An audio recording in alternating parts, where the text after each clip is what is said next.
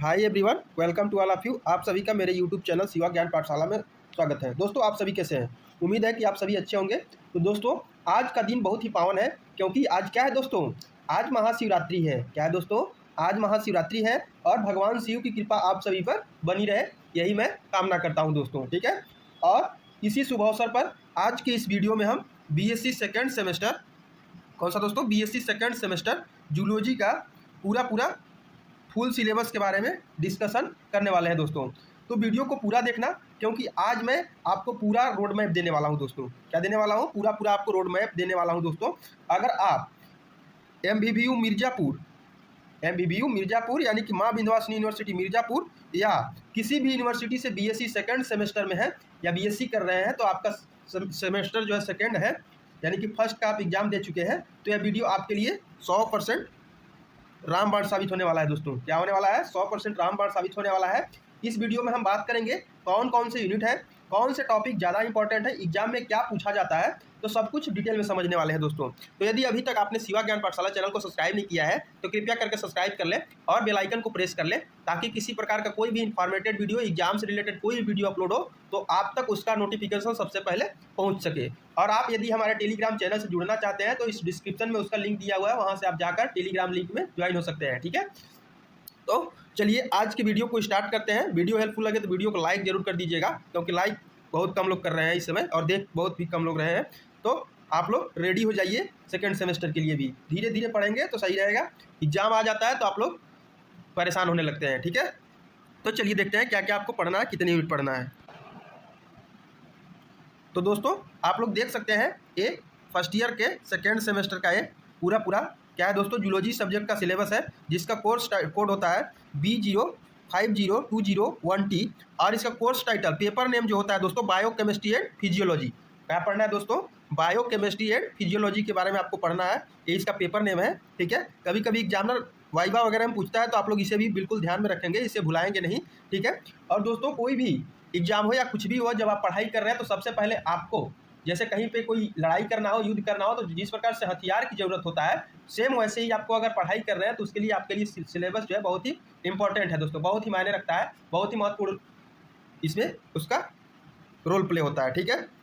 तो चलिए देखते हैं। आपके ये टोटल क्वेश्चन पेपर 100 नंबर का होगा, जिसमें से कि 75 नंबर का यूनिवर्सिटी एग्जाम लेती है और 25 नंबर जो है आपको कॉलेज के द्वारा आपके क्लास अटेंड पे, आपके कॉलेज रिकॉर्ड कैसा है, आप कैसा बिहेवियर करते हैं, या आप कितने दिन कॉलेज गए अटेंडेंस पे, ये सब पे निर्भर करता है। कुल मिलाकर के 25 नंबर वाला आपका काम हो जाता है। ठीक है। आपको केवल फाइट करना है तो 75% वाले में करना है, यानी कि 75 नंबर वाले में। ठीक है। तो चलिए देखते हैं इसमें पढ़ना क्या क्या है आपको दोस्तों। यदि हम यूनिट 1 की बात करें दोस्तों, कौन सी यूनिट 1 की बात करें, तो इसमें से सबसे पहले आपको पढ़ना है structure and function of biomolecules. दोस्तों, बीएससी सेकेंड सेमेस्टर का जो जूलॉजी और केमिस्ट्री का जो इस बार का सिलेबस है, कुछ ना कुछ मिलता जुलता है। ठीक है। तो पहला यूनिट का नाम यह है। इसमें आपको पढ़ना क्या क्या है दोस्तों, पूरा आप लोग देख सकते हैं अच्छे से। ठीक है। जूम कर दे रहा हूँ ताकि आप लोगों को अच्छे से विजिबल हो सके। ठीक है। तो दोस्तों, इसमें से आपको सबसे पहले जानना है कि structure of biological importance of carbohydrate. ठीक है। यानी कि कार्बोहाइड्रेट का स्ट्रक्चरल और इसका बायोलॉजिकल इंपॉर्टेंस क्या है, लाभ क्या है, और कार्बोहाइड्रेट में क्या क्या पढ़ना है, monosaccharide, disaccharide, polysaccharide and glyco conjugates. ठीक है। इसके बाद आप लोग पढ़ना है दोस्तों लिपिड्स के बारे में पढ़ना है। इसमें कौन कौन से टाइप है, saturated and unsaturated fatty acid, try acid glycerols, phospholipids, glycolipids, steroids, ये सब पढ़ना है दोस्तों। ठीक है।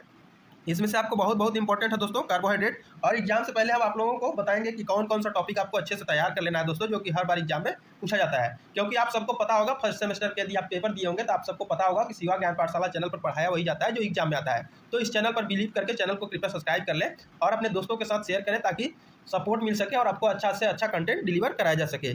ठीक है दोस्तों। जो टारगेट है उसे जल्द से जल्द आप लोग कंप्लीट कराएंगे। 5K का जो टारगेट है 5K सब्सक्राइबर का, उसे जल्द से जल्द आप लोग कंप्लीट कराइए। ठीक है। आगे पढ़ना है structure classification and general properties of amino acid, यानी कि एमिनो एसिड का स्ट्रक्चर क्लासिफिकेशन जनरल उसका कैरेक्टर पढ़ना है।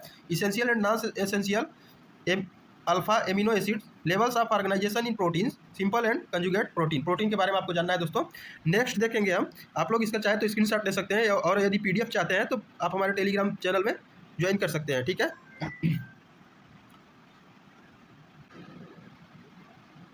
दोस्तों अब सेकेंड यूनिट की बात करेंगे। इसमें आपका यूनिट नेम है एंजाइम एक्शन एंड रेगुलेशन।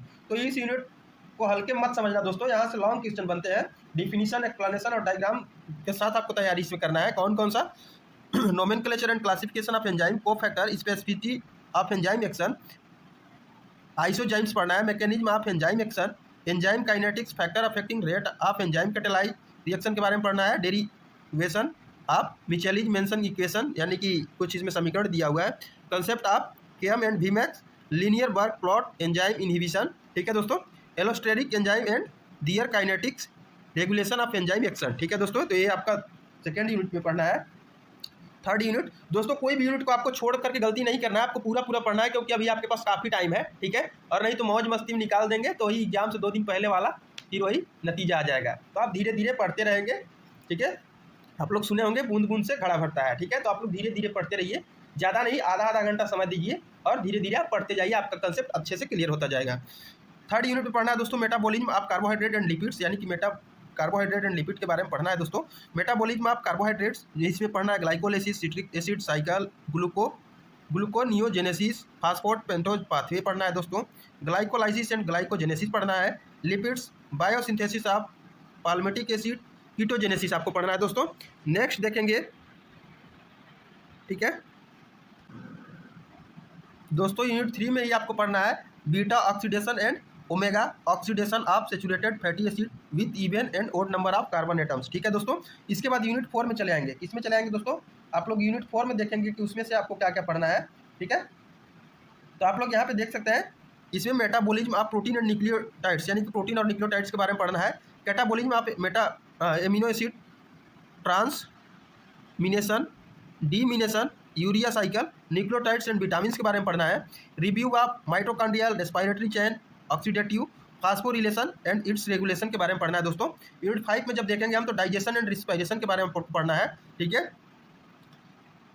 पाचन और श्वसन, ठीक है। Structural organization and function of gastro intestinal tract and associated gland के बारे में पढ़ना है दोस्तों।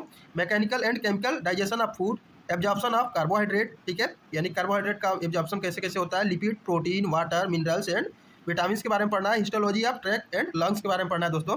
मैकेनिज्म ऑफ रेस्पिरेशन, यानी कि श्वसन का जो प्रोसेस है कैसे कैसे होता है। Pulmonary ventilation, respiratory volumes and capacity, यानी कि श्वसन का आयतन और उसका क्षमता कितना होता है।